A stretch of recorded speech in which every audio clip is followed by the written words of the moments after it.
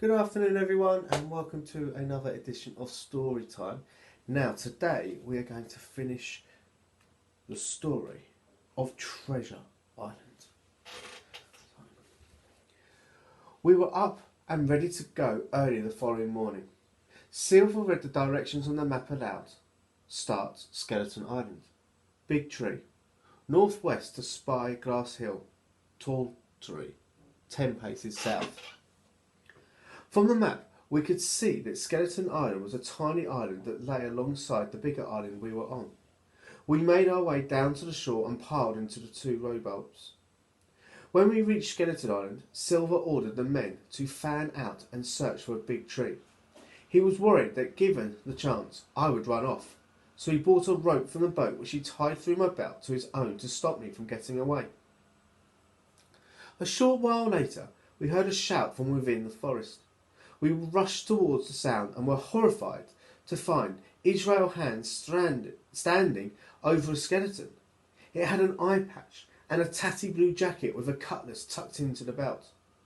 But most strangely of all, while one bony arm was resting by its side, the other was outstretched, as if pointing back to the main island. Silver pulled out his compass and placed it alongside the pointing arm. "Praise the stars," said Silver. "This is one of Flint's jokes. He always was a black-hearted joker. If I'm not mistaken, these arm bones are pointing straight to the treasure." Captain Flint had left the skeleton to show us the way. So we loaded into the boat and rowed back to Treasure Island. Once we were ashore, we headed towards Spyglass Hill in search of the big tree. I couldn't help but wonder what other surprises Captain Flint might have left for us. Finally, we reached a clump of trees in the very centre of which stood an enormous tree that towered above the rest. Silver rubbed his hands together and did a little jig. Well, a sort of jig, given he had a peg for a leg. "We're almost there. It's so close I could smell the treasure." Flint stood at the base of the tree and held out his compass. "Now for the final clue," he said. 10 paces south." With that, he began counting out the steps. At 6, he ordered the men to ready their shovels. At 8, he was visibly quivering with excitement. But at 10, he let out a great cry of anger. We stood at the edge of an enormous pit, and inside the pit was absolutely nothing. Somebody had already found the treasure.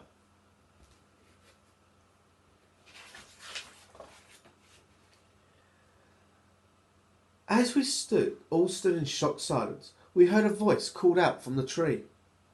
"Stay where you are, you no good stinking pirates."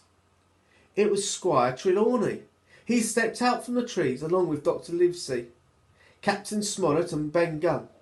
All the pirates except Silver, who still had me tied to him, bolted for the cover of the trees on the opposite side. The squire let off a musket shot, but it went wide, and they all got away. The captain kept his musket aimed at Silver, and the doctor rushed over to untie me. He gave me a fond pat on the head. "I'm glad to see you're safe and well, Jim," he said. "We never thought for a moment that you would join the pirates." I couldn't begin to describe my relief. The doctor told us what had happened while I was out exploring. I went to see Ben Gunn and learned that he had dug up the treasure and hidden it somewhere else. That made the map useless, so I gave it to you, Silver. After all, you did say you wanted it. Then we set up this ambush and waited for you to come to us."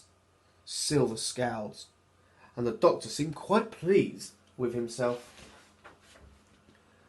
The next morning, Ben took us to the treasure, which he had hidden in a cave down by the beach. I don't think any of us were truly prepared for the huge fortune Captain Flint had collected. There were rows upon rows of gold bars, chests full of gold coins, and others were overflowing with jewels.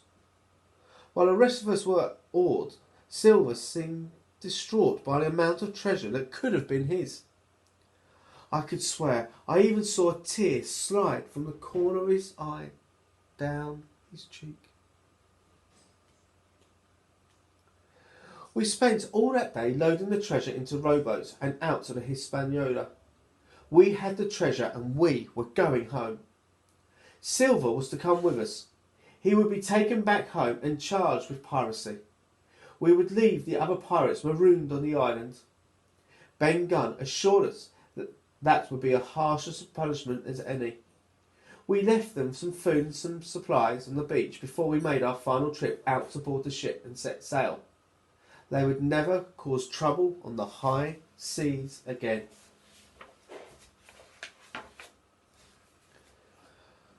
After a few weeks at sea, we pulled into a busy port for fresh water. We left Ben Gunn on board to watch over Long John Silver and went ashore. When we climbed back aboard at the end of the day, I noticed that Silver was not in his usual spot on the deck. I asked Ben where he was, and Ben rather sheepishly admitted that he had let Silver escape. We were all outraged at first, but then Ben explained. I could see him sitting there plotting day after day. He would not have rested until he found a way to take the ship and steal the treasure. I gave him a bag of gold and sent him on his way before anyone was hurt. And everything Silver had done, we all supposed Ben was probably right. So we set off for the last leg of our